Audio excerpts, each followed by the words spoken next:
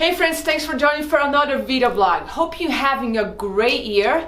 And I know this year has started being a little bumpy for some people, including myself. I had some big challenges right in the beginning of this year, personally, professionally, and I am thankful for those challenges. And I really mean that from my heart, because that led me to take some actions around some areas that I wasn't paying attention to, because like you, I'm a human. I coach, I help a lot of people to amplify happiness, health, and success. And I get to constantly work on myself, because the more I grow, the more I can help my clients to grow. And without that feedback, without the paying teacher visiting us once in a while, we wouldn't know we needed to pay attention to certain areas. So the cool thing is, those times of challenge, if we just see through it and learn from that pain, seek for help, see a coach, a therapist, a counselor, whoever you need, you move away from that. And then next week comes and I'm having the best week, and I'm here to share some content with you. And the topic this month is the heart. If you read my blog, I wrote a really heartfelt, vulnerable blog a couple days ago. And if you missed that, look under comments in this video, right below the video, and I'm gonna put the link of that blog. I would love for you to read that blog and get your insights, because I'm sure some parts of that blog will resonate with you. That blog was about why we get disconnected from our hearts. In this video blog today, I'm gonna talk about the two biggest sources of our superpower. What is the superpower? It's that place that we are in our genius, that we engage, that we energize, that we feel alive and enthusiastic about life. Those sources are the heart and the mind, the high mind or the superconscious mind. So without going too big in this topic, I want to talk to you about what happens when you engage with your heart and your mind. In other words, you connect with the heart and you're making decisions, taking actions from the heart. So that place, when you connect with both, is where you find the most energy. It's a place that you make the best decisions for you and for your business. You feel fulfilled because you feel like you're in alignment. You're congruent with your values, with your vision. Fulfilled because you feeling engaged and enthusiastic about life. It's a place that you feel confident because you feel strong with your decisions and actions. In a place, of course, you feel connected. When your heart is open, when you're living from your heart, you get to connect with people in much deeper ways. So this is just a little summary, what it feels like when you are connect with your heart and your mind. But I want to show the contrast here, and unfortunately it's a place that I have seen a lot of people struggling with. And honestly, it's a place that I struggled myself a little bit at the end of last year.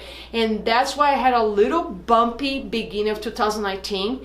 And that's why I think it's so important to share this knowledge with you, because I understand the pain of my clients. I might understand some of your pain, not because I went through what you went, not at that level, but understand a level what happens when we are disconnected from our heart. So I'm going to show you a little contrast here, what we experience when we are not connected with our heart. And I see this a lot, especially among high achievers who are my clients.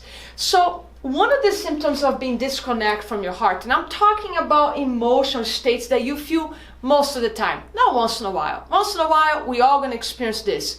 But if something you're experiencing more than 70-80% of your life, then you need to pay attention to it. Something that you're feeling mostly every day, please stop, do some reflection, and reconnect with your heart. So number one is loss of joy. Let's say you start a business, you start a new position in your company, or you bought a new house, whatever your pursuit has been.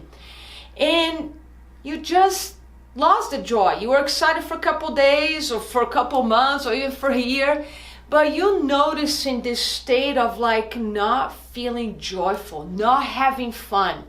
That's one of the signs that you might be disconnected from your heart. You're not in that superpower, that genius zone. So that's one. Number two, you letting fear take over your mind, your heart. How do you know instead of fear? your body, you physically feel contracted. You feel constantly tight, like energy is not moving. You feel tense. Your thoughts are negative. Every time you slow down, you take a break, you walk away from distractions, you kind of don't like to sit with yourself because the mind is negative. That's a state of fear. That's another big proof that you disconnect from the heart. If you study with any spiritual teacher like Marianne Williamson, for example, you will learn that we are either in a state of love or fear. In a state of love, we are in our hearts. In a state of fear, especially that chronic fear, it's definitely a big red flag, a proof that you're not connected with your heart, with your purpose, with your vision, with your big goals, or even with life. Third one, isolation. This happens when you don't want people to see you. You don't want to tell people that you're hurting inside. You don't want to share with people that you're struggling. So you tend to isolate yourself. You tend to have only small talk with people. And I know if you're like me, most of you don't like small talk. So if you're catching yourself, isolating yourself, saying no to social gatherings, saying that you're too busy to your friends, people that you used to enjoy spend time with, and all of a sudden you became too busy and you're just engaging in small talk, that is another sign that you might be struggling and disconnected with your heart. And that's a struggle itself. If you disconnect from your heart, you start struggling in life, at work, in your relationships, in many areas in your life. Another one is anxiety and depression. Now, I'm not talking here about clinical anxiety and depression. I'm talking about a condition that I'm seeing more and more. People just anxious a lot. And anxiety is a symptom of fear. Or a lot of people feeling depressed and they go into isolation. So depression, that their energy is lower, they're isolating themselves, you don't feel very excited, you lost the joy. And anxiety is that state that your nervous system is pretty chaotic. You feel like you cannot stop, you cannot relax anymore. If you relax, you're guilty that you're relaxing. You cannot be present in a conversation without checking your phone, checking your emails. So they kind of go hand to hand. Usually people who experience anxiety, they experience depression as well, and vice versa. They're cousins. One puts you in a state of a lot of chaos, like hyper, and the other state puts you in a lower state of energy, lethargy, and you just want sometimes be in bed all day long. So these are some of the signs. There are many more signs, and for the purpose of keeping this video short, I just wanted to give you the 4 top things that I see, not just with myself, but I see in others too, which are signs of being disconnected with your heart. So what do? I want to give you a solution. I always want to leave you with some hope and a solution. Start communicating this disconnection with yourself. Start feeling and stop thinking. What I mean by that, you want to start asking yourself, how do I feel? And not be worried about the answer. You start by journaling. Grab a journal and ask yourself how you're feeling and let it flow right in that journal. I always tell people, before you start communicating with anybody, with a spouse, with a partner, with a friend, with a therapist, communicate with yourself. Start understanding what's going on. Ask yourself how you feel. Can you name the emotion? Are you sad? Are you angry? Are you scared? Are you frustrated? What is it? And go from there. If you name the emotion, then ask why. Where's it coming from? Just by starting that dialogue with yourself, you are connect with your heart. Don't be fearful. Don't be scared to connect with your heart, because there's so much energy there for you. There's so much vitality. When you connect with your heart, it might be a little bit painful if you've been suppressing emotions for quite a while.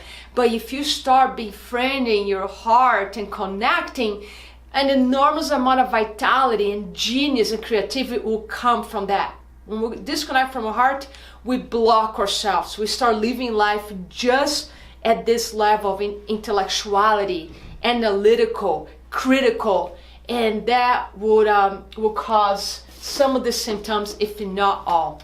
So my message today is connect with your heart. I've been there. I know exactly when I'm disconnected with my heart.